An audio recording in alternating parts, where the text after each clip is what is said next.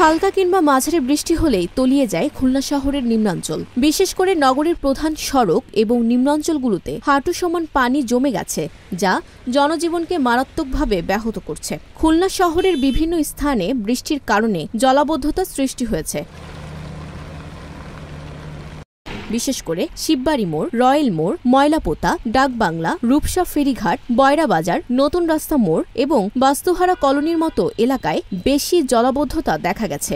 বৃষ্টিপাতের কারণে অনেক রাস্তায় হাঁটু সমান পানি জমে যাওয়ায় যানবাহন চলাচলে বিঘ্ন ঘটছে এবং জনসাধারণের দুর্ভোগ চরমে পৌঁছেছে। কিছু কিছু এলাকায় ড্রেনেজ ব্যবস্থার দুর্বলতার কারণে পানি দ্রুত নিষ্কাশন হতে পারছে না, যার ফলে জলাবদ্ধতা দীর্ঘস্থায়ী হচ্ছে। জলাবদ্ধতা নিরসনে খুলনা সিটি কর্পোরেশন বিভিন্ন পদক্ষেপ নিলেও তা যথেষ্ট নয় বলে মনে করছেন স্থানীয়রা। খুলনার সংবাদদাতা শেখ শান্ত ইসলামের তথ্য ও ভিডিও চিত্রে ডেস্ক রিপোর্ট।